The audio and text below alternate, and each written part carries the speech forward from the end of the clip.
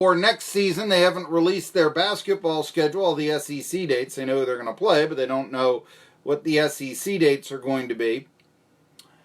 But we do know now officially what the 2020 football schedule will be for the Tennessee Volunteers.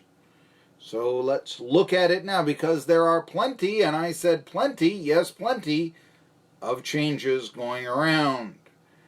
For instance, the South Carolina game used to always be around Halloween, right?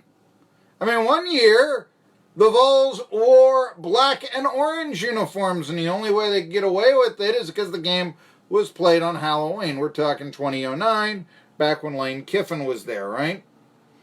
But now that game in 2020, it'll be October 10th. I'll give you and recite the season begins in Knoxville against Charlotte, which was a nemesis last year. If Charlotte had any offense whatsoever, they probably would have won the game. Instead, they lost 14-3. So there you go. Then the Vols travel September 12th, 2020 to Norman, Oklahoma to play the Sooners, the Oklahoma Sooners. Of course, Baker Mayfield's legend kind of began when he rallied the Sooners back from a 17-point deficit against Tennessee. Oh, didn't it look like Tennessee was back when they had that lead at Oklahoma? It didn't work out that way. Furman comes back into Knoxville on September 19th. Furman. Why not ETSU? Why not Chattanooga? Furman. I don't know. Furman. They last played the Paladins in 1942, did the Vols. All right. Furman, that's an easy victory, Then comes the automatic loss to Florida in Knoxville on September 26th. Then Missouri comes in. Missouri's always been at the end of the season. Maybe not the last game, but Now Missouri, which leads the all-time series with Tennessee 5-2, will take on the Vols in Neyland Stadium October 3rd, 2020. Still, I'm not getting any bye dates. And then, as I said, the trip to Columbia, South Carolina on October the 10th to play the Gamecocks.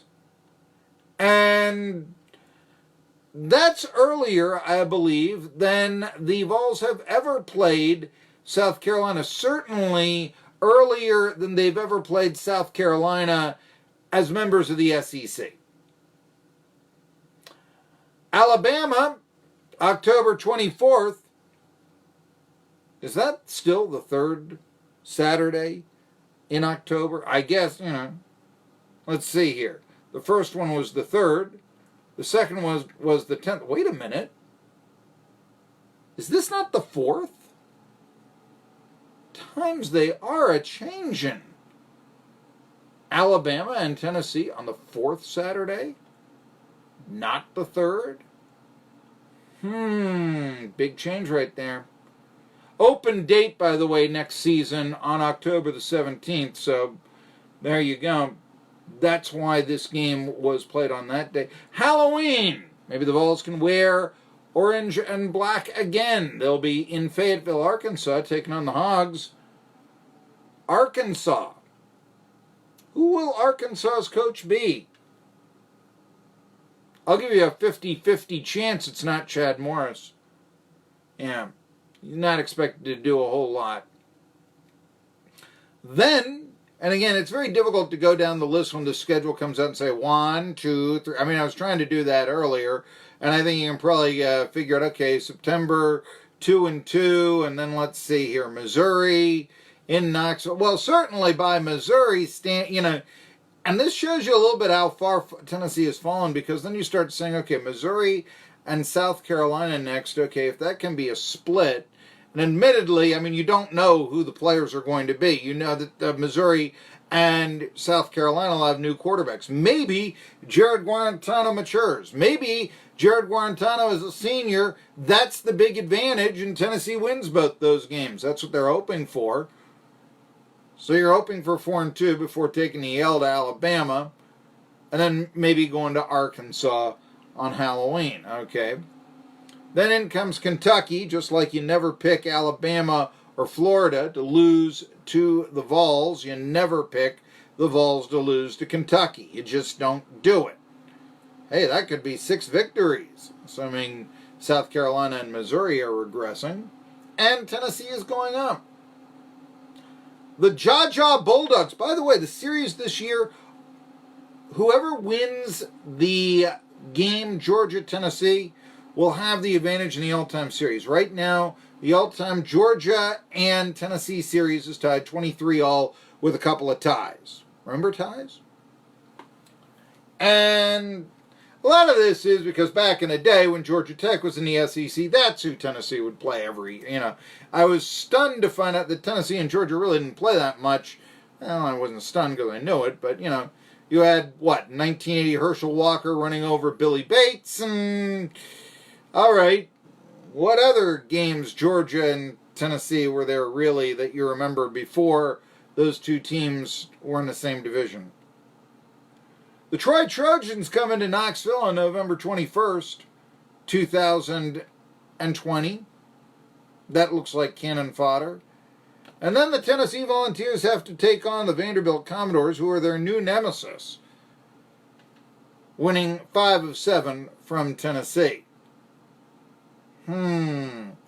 Let's get, if you have the continued progression, Tennessee, you can look at that as 8-4, let's just say, or maybe even more. All right, you've got those games against that you figure that Florida, Alabama, and Georgia, those are losses. You figure there's an L somewhere along the way. Somewhere else, but 8-4, sort of like this year. Well, if everything goes right, of course, that's the thing. Everything isn't going right. The first thing went wrong. Emmett Gooden, Aubrey Solomon, where are you? Please, please, please, let him be eligible. But I find this very interesting. By the way, I should also point out that November schedule, and yes, it looks like, traditional weak November schedule, Kentucky, Vanderbilt, and Troy for Tennessee. And I found this to be interesting because one of the reasons why the schedule is the way it is now are the changes to the SEC scheduling that has come out.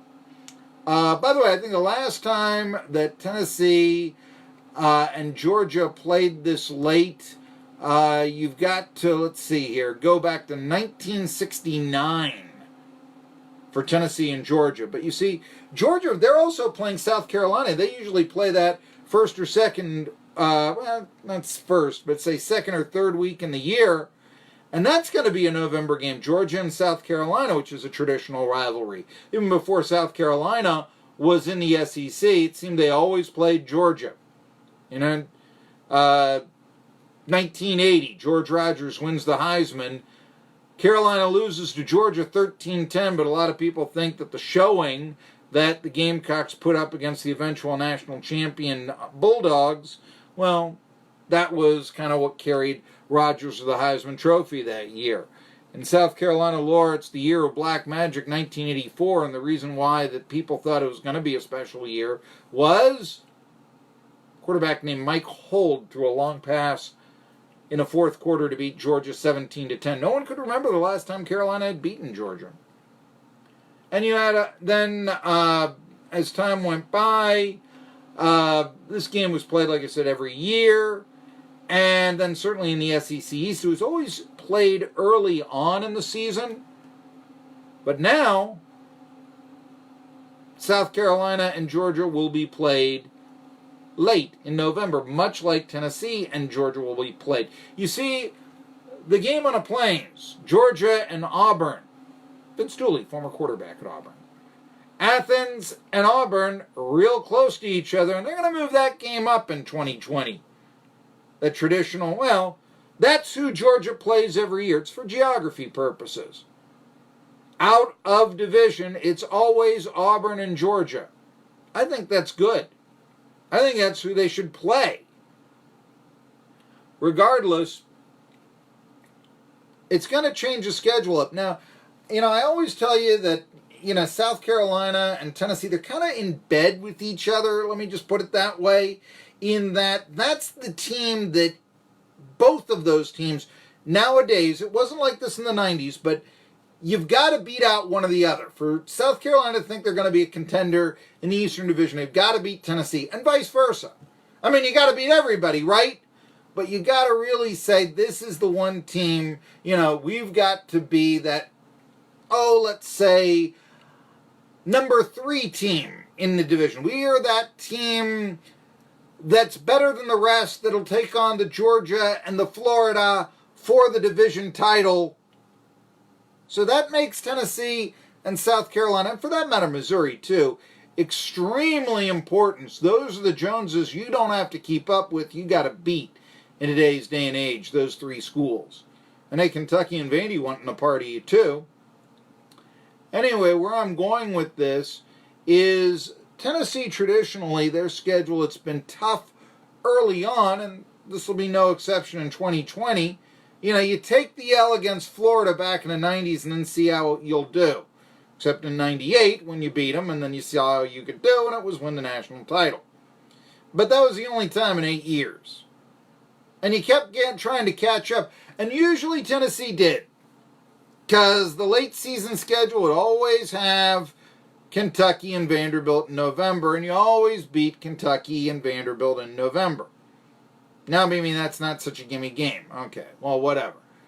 Those games are still in November for Tennessee, so it's that, okay, we can almost count our chickens before they hatch. That's still going on in 2020, but compare this to South Carolina's schedule in 2020. South Carolina that year, they got to play Georgia, Auburn, and Clemson all in November. That's a killer. However, they could be 7-1 going into those games. So, think of it this way, that traditionally, Lou Holtz used to do this again. He would have really, a good record, say a 7-1, and then he'd take the L against Florida, and he'd take the L against Tennessee, and maybe the L against Clemson, and then hope to get into the Outback Bowl, something like that. That's the strategy South Carolina is taking in 2020. Hold on, Garland Tire. They want the momentum. Question is, can they get it? So interesting, Tennessee in 2020, like they do traditionally, scheduling tough first and then easing up. South Carolina, they're doing just the opposite. That didn't work out for the Gamecocks back in the day, but have the times changed? We'll know in, I'd say about 16 months. I'm Marky Bilson. We're talking about the Vols, but we got a lot of stuff going on. Changes in college athletics, a couple of transactions to get to, and yes, more political correctness. More political correctness in sports that I will be telling you about. It's Tri-City Sports Now, and it comes back after this.